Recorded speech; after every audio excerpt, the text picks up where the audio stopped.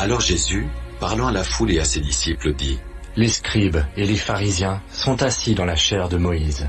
Faites donc, et observez tout ce qu'ils vous disent. Mais n'agissez pas selon leurs œuvres, car ils disent et ne font pas. Ils lient des fardeaux pesants et les mettent sur les épaules des hommes, mais ils ne veulent pas les remuer du doigt. Ils font toutes leurs actions pour être vus des hommes. Ainsi, ils portent de larges phylactères et ils ont de longues franges à leurs vêtements. Ils aiment la première place dans les festins et les premiers sièges dans les synagogues. Ils aiment à être salués dans les places publiques et à être appelés par les hommes. Rabbi, Rabbi. Mais vous, ne vous faites pas appeler Rabbi, car un seul est votre maître, et vous êtes tous frères. Et n'appelez personne sur la terre votre Père, car un seul est votre Père, celui qui est dans les cieux. Ne vous faites pas appeler directeur, car un seul est votre directeur, le Christ. Le plus grand parmi vous sera votre serviteur. Quiconque s'élèvera sera abaissé, et quiconque s'abaissera sera élevé. Malheur à vous, scribes et pharisiens hypocrites, parce que vous fermez aux hommes le royaume des cieux. Vous n'y entrez pas vous-même, et vous n'y laissez pas entrer ceux qui veulent entrer.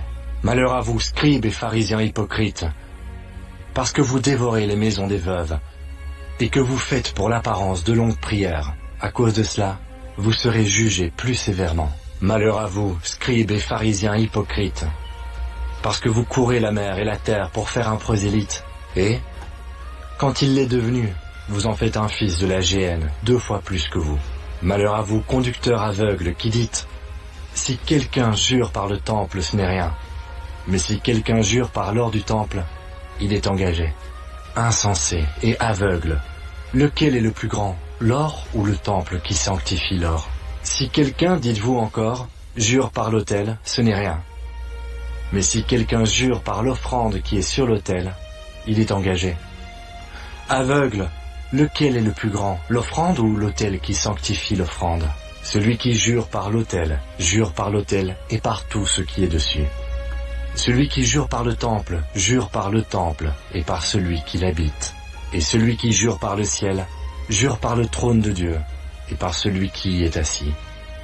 Malheur à vous, scribes et pharisiens hypocrites, parce que vous payez la dîme de la menthe, de l'âneth et du cumin, et que vous laissez ce qui est plus important dans la loi, la justice, la miséricorde et la fidélité.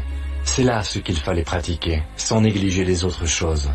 Conducteurs aveugles, qui coulez le moucheron et qui avalez le chameau.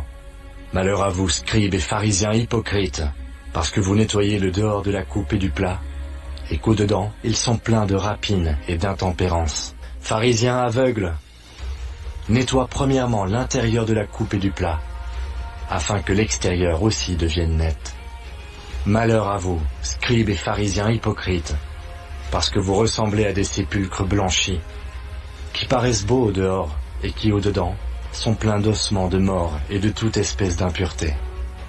Vous de même, au dehors vous paraissez juste aux hommes, mais au-dedans, vous êtes pleins d'hypocrisie et d'iniquité. Malheur à vous, scribes et pharisiens hypocrites, parce que vous bâtissez les tombeaux des prophètes et ornez les sépulcres des justes, et que vous dites: si nous avions vécu du temps de nos pères, nous ne nous serions pas joints à eux pour répandre le sang des prophètes. Vous témoignez ainsi contre vous-même que vous êtes les fils de ceux qui ont tué les prophètes. Comblez donc la mesure de vos pères. Serpents, race de vipères, comment échapperez-vous au châtiment de la géhenne? C'est pourquoi, voici, je vous envoie des prophètes, des sages et des scribes.